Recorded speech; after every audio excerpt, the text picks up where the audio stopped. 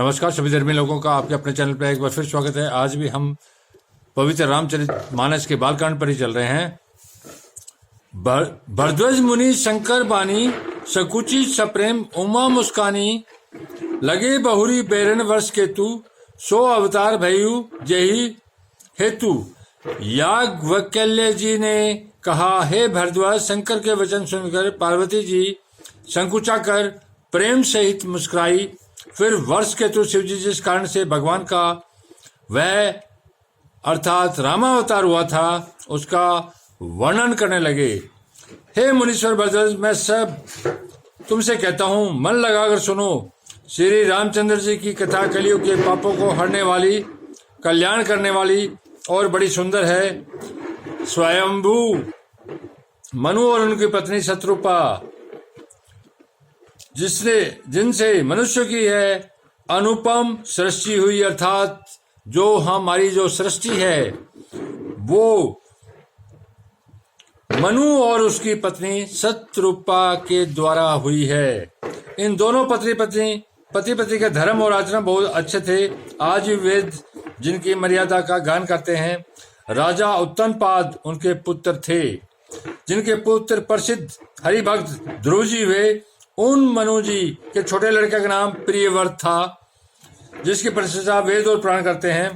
पुण्य देवहूति कन्या थी, जो कदर्म मुनि की प्यारी पत्नी हुई और जिन्होंने आदिदेव दीनों पर दया करने वाले समर्थ और एवं कृपालु भगवान कपिल को गर्भ में धारण किया। तत्वों का विचार करने में अत्यंत निपुण जिन कपिल भगवान ने सांख्य शास्त्र का प्रकट रूप से वर्णन किया, वह स्वयंभू मनु जी के बहुत समय तक राज्य किया। सब प्रकार से भगवान की आज्ञा रूप शास्त्रों की मर्यादा का पालन किया। घर में रहते बुढ़ापा आ गया, परंतु विषयों से वैराग्य नहीं होता। इस बात को सोचकर उनके मन में बड़ा दुख हुआ कि श्री हरि की भक्ति बिना जन्म यूं ही चला गया। तब मनु जी ने अपने पुत्र को जबरदस्ती राज्य देकर स्वयं स्त्री सहित वन को गमन किया। अत्यंत पवित्र और साधकों को सिद्धि देने वाला तीर्थों में श्रेष्ठ निमिष नारायण प्रसिद्ध है।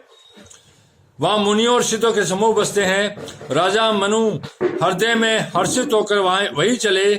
वे धीर बुद्धि वाले राजा रानी मार्ग में जाते हुए ऐसे सुशोभित हो रहे थे मानो ज्ञान और भक्ति ही उनके शरीर धारण किए जा रहे हो। चलते चलते वे गोमती के किनारे जा पहुंचे। हर्षित होकर उन्होंने निर्मल जल में स्नान किया। उनको धर्म धुरंधर राजश्री जानकर सिद्ध और ज्ञानी मुनि उनसे मिलने आए। जहां जहां सुंदर तीर्थ थे, मुनियों ने आदरपूर्वक सभी तीर्थ उनको करा दिए। उनका शरीर दुर्बल हो गया। वे मुनियों के से वल्कल वस्त्र धारण करते थे और संतों के समाज में नित्य पुराण सुनते थे और दाक्षर मंत्र ओम नमो भगवते वासुदेवाय का प्रेम सहित जप करते थे। भगवान वासुदेव के चरण कमलों में उन राजा रानी का मन बहुत ही लग गया। वे साग फल और कंद का आहार करते थे और सच्चिदानंद ब्रह्म का स्मरण करते थे।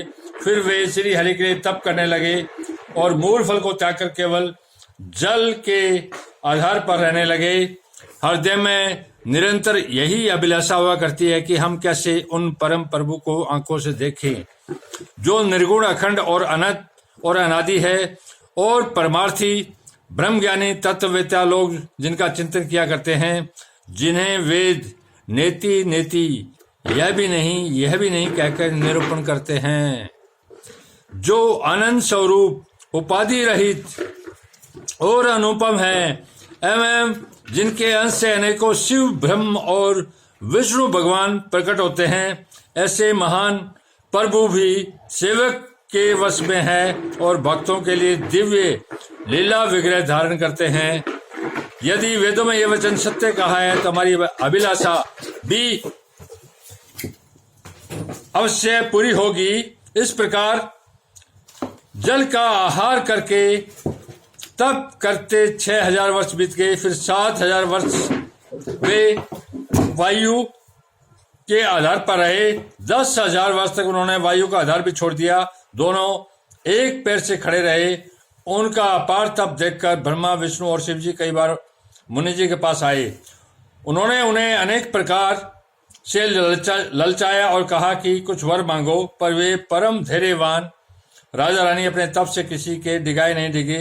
यद्यपि उनका शरीर हड्डियों का ढांचा मात्र रह गया था, फिर भी उन्होंने मन में जरा भी पीड़ा नहीं थी।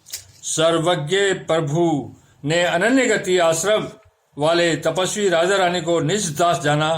तब परम गंभीर और कृपारूपी अमृत से सनी यह आकाशवाणी हुई कि वर मांगो।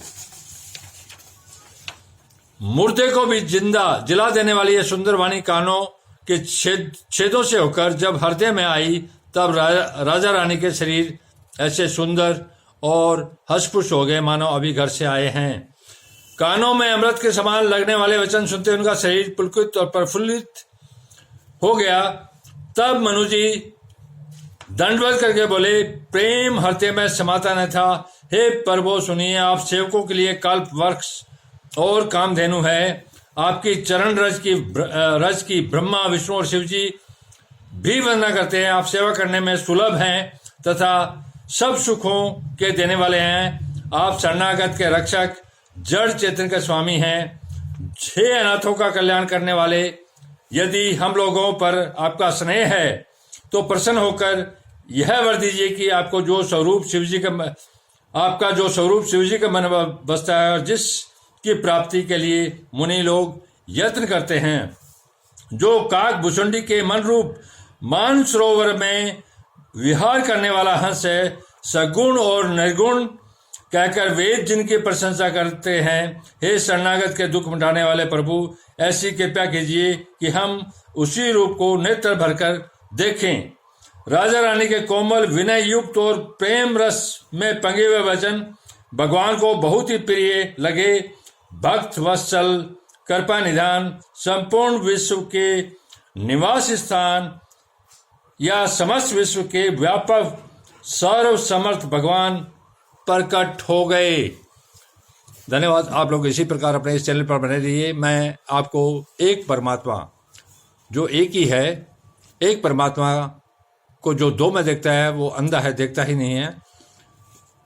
दुनिया के तमाम धर्म ग्रंथ पवित्र हैं और वो एक ही परमात्मा का ज्ञान है। यह ज्ञान समय समय पर अलग अलग कल्प में, अलग अलग रूप में, अलग अलग अवतारों के मुंह से, गुरुओं के मुंह से, नबियों के मुंह से निकला है। चाहे कुरान हो, बाइबल हो, गीता हो, रामायण हो, तौरात हो, इंजिल हो, गुरु ग्रंथ साहिब हो, सब उसी एक परमात्मा का ही पवित्र ज्ञान है। इसलिए सारा कुछ जो उसका ज्ञान है वो पवित्र है। उनमें जो भेद करता है वो परमात्मा में भेद करता है, परमात्मा भेद को पसंद नहीं करता। धन्यवाद। शुभ रात्रि। कल फिर मिलेंगे।